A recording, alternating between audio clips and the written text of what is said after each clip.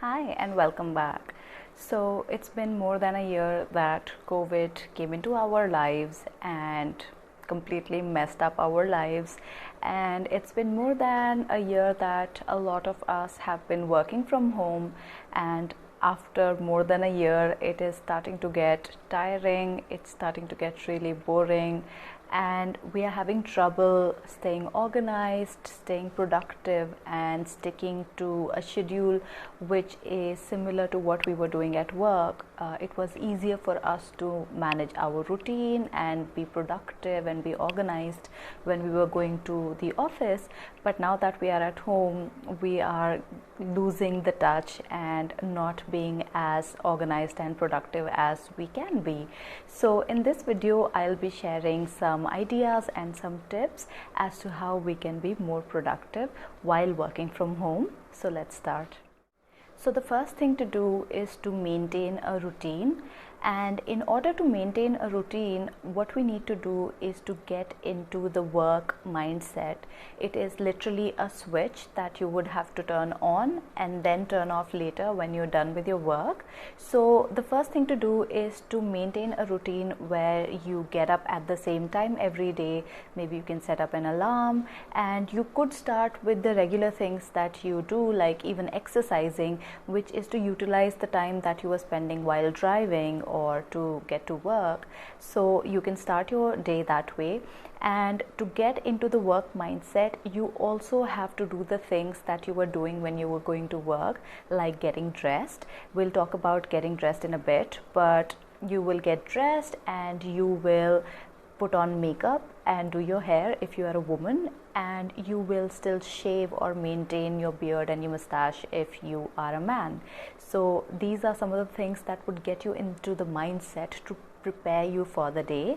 And whether or not you actually have to log into the system and whether or not your hours are being counted, you still have to mentally make up a login time and a log out time. So sometimes what happens is, just because we are working from home, we think we can just stretch it throughout the day and we can just do our work when we want to, but that is wrong. It is as wrong to be late and to be too casual about working as it is to keep working even after your work time is ending. So just because you're at home doesn't mean that after 6 o'clock or 7 or 8 you will keep working. So I see people who are not very organized and they keep working till 11, 12 or late at night. So it is important to maintain a routine where there is a login, there are breaks where you know when you are supposed to have lunch, when you're supposed to take your coffee breaks, and also a time to log out when you completely stop working. Let's also talk about what you should wear when you're working from home.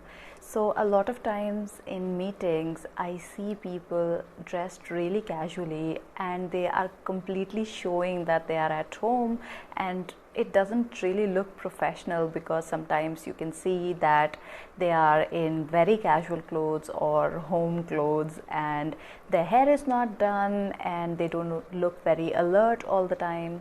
So let me talk about what you should wear when you are working from home, and especially when you are on video calls. So you have to avoid wearing casual clothes. For men it's quite easy because for them anything formal means something that has a collar, so any button-up shirt with a collar. What you can do is, whatever you were wearing at work, you can tone it down a little bit. So for example, if you were going to work wearing a formal shirt, a collared shirt with a tie, then you can lose the tie and still wear the collared shirt. If not that, if you want to make it like business casuals, then you can even wear a collared t-shirt. A complete no-no would be to wear a normal t-shirt, which is a round neck t-shirt, or anything that is too loose or too comfy. Of course you will not wear your bathrobe or something like that. For women it's slightly easier because we have a lot of different options. So what you can do is, you don't really need to wear your formal suit. For men or women, you don't have to wear a formal suit. However, you can wear something that's semi-formal. So for example, what I'm wearing today is formal blouse or a formal top where it doesn't have a formal collar and it's not a button-up shirt, but it still gives a semi-formal kind of vibe. So you can wear something like this, and again, just like men, avoid wearing something that is extremely casual like a t-shirt or something that's really loose and just falling off of you. It shouldn't be too revealing, so avoid wearing something that's sleeveless or a camisole or something that has a deep neckline. So you still have to maintain a sense of formality when you're attending video conferencing calls. Second point is to have a dedicated workspace, which could be anything simple like the least frequented spot in your house. So even if you have a corner in the house where people don't move about too much, which is away from bathrooms and kitchens and the living room, then you can choose that as your workspace. And also, if you have a door in that room, that's perfect. So if you have a spare room where you can go inside and close the door, that would give you a lot of privacy. However, if you don't have a door, then just choose a spot that would not be very noisy and not frequented by the rest of your family members. Then wherever you sit, it's a good idea to sit in a study sort of a room where there's a table and a chair, maybe there are some books. So if you have a dedicated study, then that's perfect. However, if you don't have a lot of extra room in your house, then just choose something that is quiet and preferably a place which has a blank wall at the back. So anywhere where it's not too cluttered and has sort of like a blank sort of frame that shows you during the video calls, where there's a blank wall or maybe a wall with a painting at the back like this, then you can choose that for your work meetings and for video calls.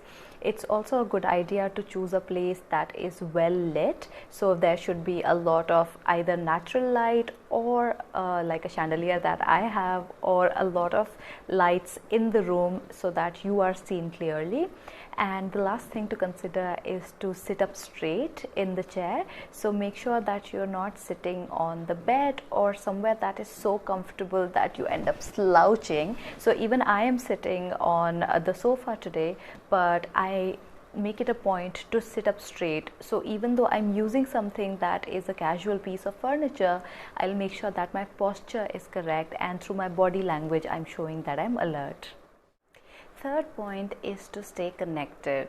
So you have to make an effort to stay connected with your team members as well as your manager or your reporting supervisor.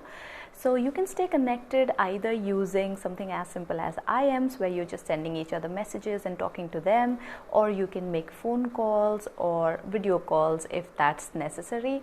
So make sure that you're keeping others looped in. For example, your manager, that you are giving them enough updates to tell them what is it that you're doing, because the biggest concern for companies right now is not being able to monitor the performance and productivity of their team and team members. So if you proactively offer updates and what you're doing to your manager and to your team members, then they would be more relaxed, and it would also encourage the feeling of teamwork where everyone knows what the other person is doing and you feel like you're working towards a common goal. Apart from this, make sure that you are also checking in on people. So while we were at work, we were taking breaks with our teammates and we were sometimes talking to them about our personal lives and things like that. So make sure that you still keep that going.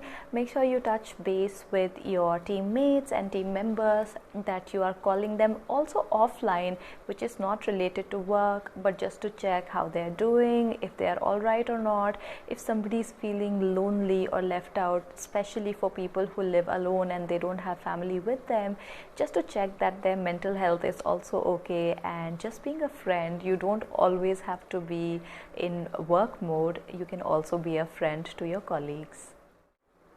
Fourth point is to set boundaries. Now, we have seen a lot of funny videos in the past, and especially during this COVID time, where family members, children and pets come into a video call and it becomes hilarious and embarrassing.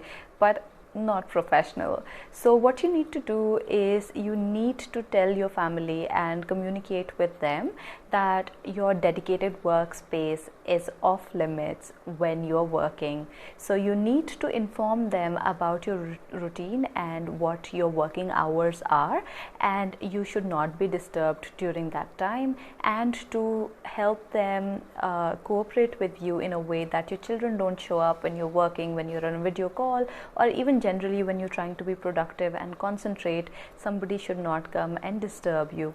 However, you can tell them about your schedule, and you can tell them that these are the times when I would be taking a break, and when I have lunch or when I'm taking my coffee break, then of course we can sit together. You can still run errands if you have to walk your dog, or if you have to do something, cook or whatever, then you can set some time away for that and stick to your schedule and do these things during your breaks and when you have set the time away for these things. Fifth and the most important point is about managing your work. So the first thing that you need to do is to set your priorities. So according to your KRAs and according to your workload, of course there would be things that are the highest priority, and then in descending order you know what needs your attention the most, and then so on. So make sure that you chalk out a plan where you know what requires the most attention and the soonest, and you get to that first. The second thing to do is to schedule your tasks. So anything that has a turnaround time, you should know exactly what that is and when the turnaround time is, so that you can attend to that, which is sort of similar to setting your priorities. Apart from this, make sure that you are RSVPing all the meeting invites that you're getting. Any meeting that you're supposed to attend, don't show up at the last minute. Don't leave the host guessing whether you would be attending the meeting or not. Make sure that you send the RSVP and tell them whether you'd be attending the meeting or not, and why not if you're not attending it. Another big problem that is going on right now is that people don't want to turn on their camera because it is inconvenient, because we need to look good, we need to look presentable when we are on camera, and also we need to participate more. So a lot of people end up making excuses and they just don't want to turn their cameras on during a video call. This is not professional. You are supposed to consider this the same as attending a physical meeting. So make yourself available, look presentable, turn on your cameras, and please participate in the meeting. Like I've told you in the past, be seen and be heard.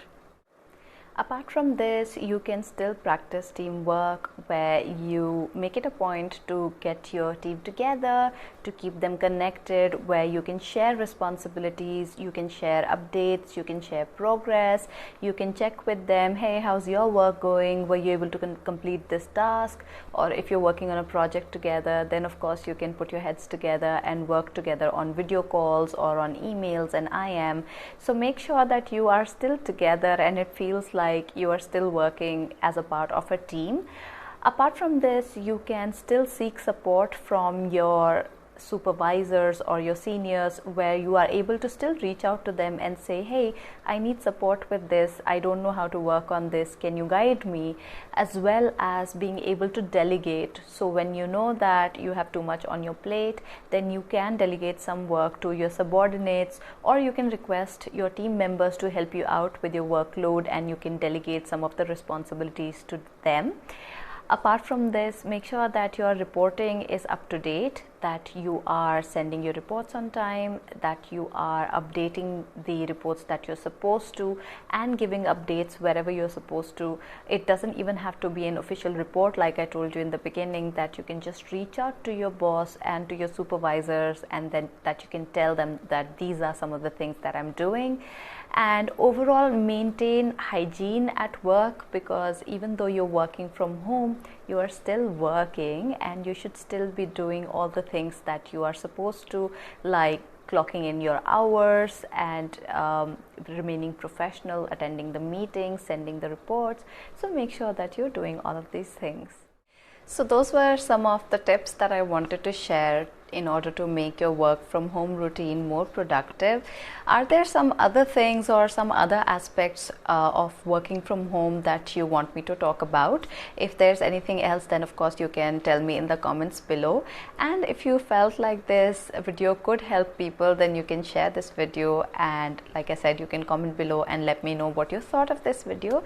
So that is it for this one, and I will see you in the next one. Bye.